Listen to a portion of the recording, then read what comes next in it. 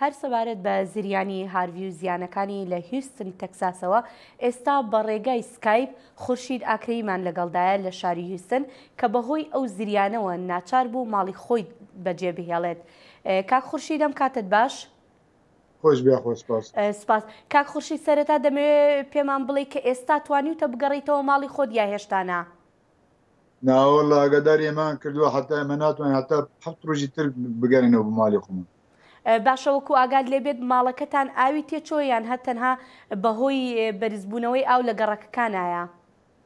وەڵە بەس بەهۆی ناوڵە ئاو نەگەشتی ماڵەکەم، بەڵام بەهۆی ئاو زۆر بەرز بووە لە شارعەکان ئەمانە.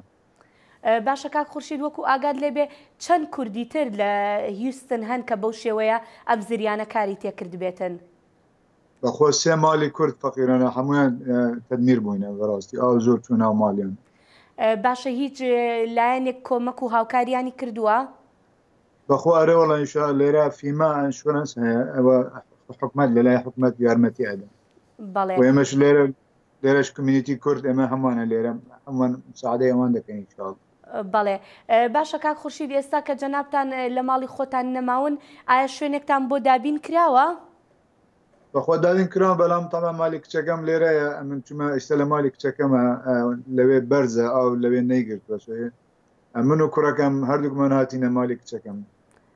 بەڵێ باشە ئەی وەکو ڕەوشی ناو شارەکە ئێستا چۆنە ینی با بڵین ئاساییە ژیان بەڕێوە ئەچێ لەوێ بۆ نمونە بۆ شتکڕین پێداویستێ تایبەتەکانی ژیان بازار و شت هەیە؟ بەخۆ بازار شت هەیە بەڵام هەموو شتێک بەدەست ناکەویزن تراوەیە عالم پانێک دەبیت ینی عاجزە لە مالی خۆی دەردەچیتن شیر بەدەست ناکەوی هەندێک جار بانزین سڕێوە هەیە ئەوەیە. باشە ئەی کاک خورشید با بڵین لە پاش سەردانەکەی سەرۆک ترامپ بۆ ئەوێ چ کاردانەوەیەک هەبوو لە ناو خەڵکە؟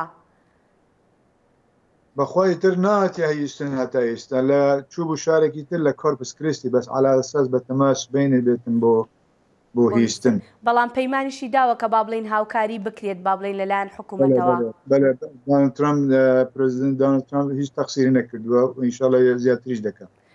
بەڵێ باشە کاک خورشید پێتان نەگوتراوە لەلایەن کاربەدەستانی شارەکەەوە کە چەندێکی تری پێدەچێت تاوەکو بتوانن بگەڕێنەوە ماڵەکانی خۆتان؟ بەلەوەڵە بەمای مەگوتوە احتیمالە حتا 9 مانگ سپتەمبەر یەڵە بگەڕێنەوە زۆر خراپ بووە زۆر. بەڵێ باشە کاک خورشید ماڵی کچەکەشت کە جەنابەت دەڵێ ئێستا لە ماڵی کچەکەتی ئەوانیش هەر لە هیوستنن؟ بەڵێ ئەوان لە هیوستن بەڵام لە منتەقەیەکن تۆزێک بەرزن بەڕاستی ئاو نایگرێوێ. کەواتە هەموو شوێنەکان وەکو یەک با بڵین زریانەکە کاری تێ نەکردوون؟ نەخێر بەڵام وەخت ئێمە دەرچوین تا ئێمە بە بەلام دەرچوین هەندە بەڕاست. بەڵێ ئەی باشە لە کاتێکا کە دەرچوون و ئاوەکە بەرزەوە بوو ینی کارەبا هەبوو ئەو شتانە یاخود مەترسی کارەبا و شتیش دروست بوو؟ وەڵا ئێمە کارەبا نەگوژەوە بەڕاستی بەڵام لە هەندێک شوێنی تر بەڕاستی زۆر ئەزیێت بووم کارەبان نەبوو 3-4 ڕۆژ ئەزانم مالی برادێکی کورد تەلەفۆنیان کە گوتی کاکە بە 3 ڕۆژە کارەبام نییە بەڕاستی. بەڵێ باشە کاک خورشید هیوادارین هەرچی زووترە بگەڕێنەوە ماڵی خۆتان و لەوێ پارێزراو بن. زۆر سپاس بۆ ئەم دەرفەتە. مەمنون سپاس دەکەین کاتێکی خۆش.